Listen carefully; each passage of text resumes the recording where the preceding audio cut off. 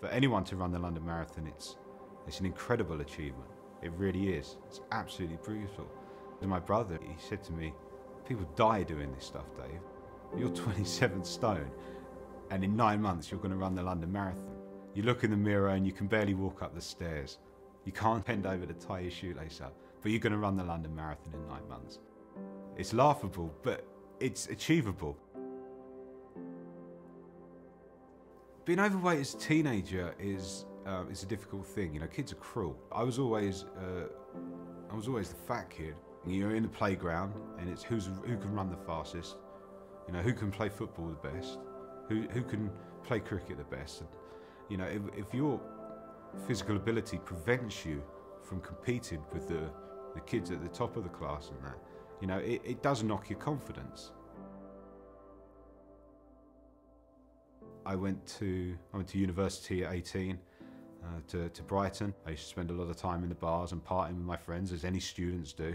And I put on some weight, but I was playing rugby and I was training with the first team. So that sort of kept a check on it to an extent. And it was only when I finished my business degree that I went out into the real world that we had a problem. Was David's weight an issue for me? No. When you grow older and you understand that the things which look very beautiful on the surface sometimes can be very dark inside, and there can be something which you may not like. So you have to look deeper, and you have to actually look, you know, for something more meaningful. I left England in my early 20s and started my career abroad. The job was very high profile and stressful. And that meant that there was lots of long hours and a very, very fast-paced life. So I spent a lot of the time, my spare time in the pub with my friends and eating out in restaurants. And you know, that lack of care and attention that I had on my health caused my weight to balloon. If you're stuck behind a desk 10, 12, 14-hour days, working weekends, and then you go out in the evening with your friends, and you're not exercising and you're still out partying, you pile on the weight. The difficulty is if you hang around with that and that is your environment, that's who you become. At the time, you don't realize what's going on, because you're caught up in this whirlwind of excess. I was very worried about his weight increase, mainly because of the fact that he took very little exercise, if anything. That weight increase was going to such a level that it would be a heart attack at the very least within the next 2 or 3 years.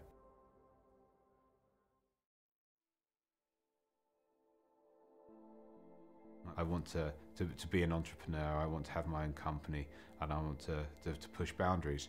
I had the opportunity to go to Tanzania through a contact in my network to start up a joint venture business in a place called Mtwara near the Mozambique border. At that point, however, I was weighing 27 stone. And after a couple of months and a lot of stress and pain, that venture came to an end due to issues that I had with the host company and their links in with the government and corruption with the oil and gas companies in the region. Once I brought that up to the directors of the company, they informed me that they were going to go to the capital, Dar es Salaam, for a week, and they didn't return. There I was, stuck in the middle of the jungle.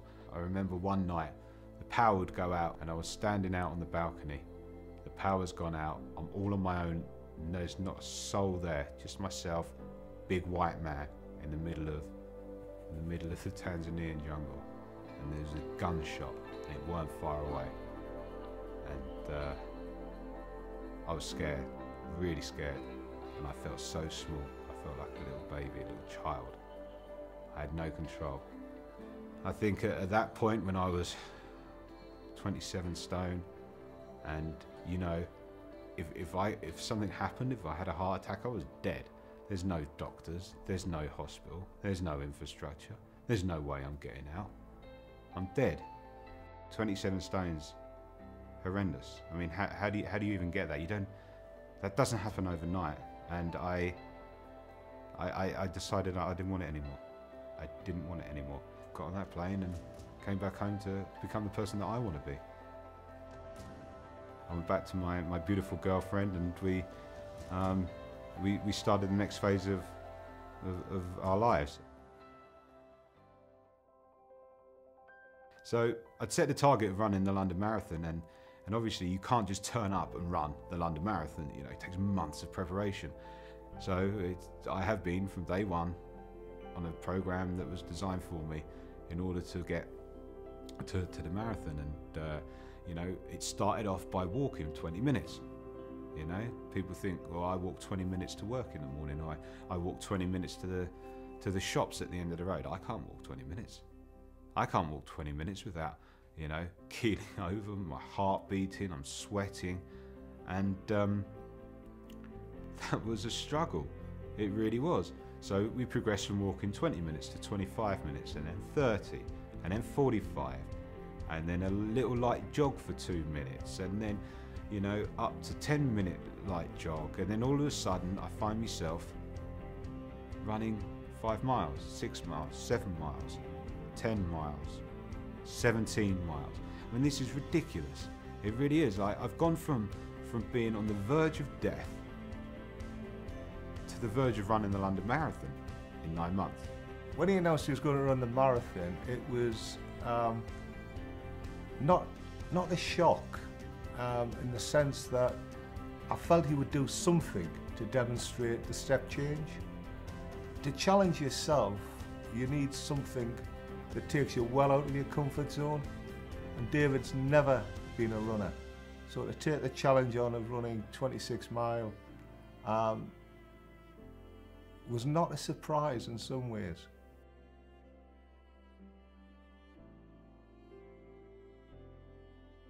Once I'd made a decision to change my life, I thought I'd document the process.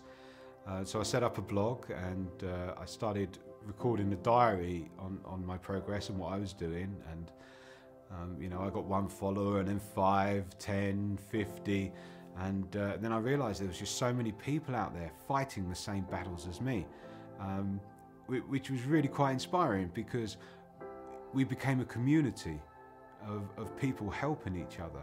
And it's grown from, you know, just having a blog to my Twitter account, my Facebook account, and it's been absolutely incredible leading up to the marathon, seeing all these new friends that I've met along the way pushing me and supporting me and saying how inspired and motivated they've been from reading my story and reading what I've been doing. I remember when I posted on my blog that I was going to run the London Marathon, and the response was fantastic.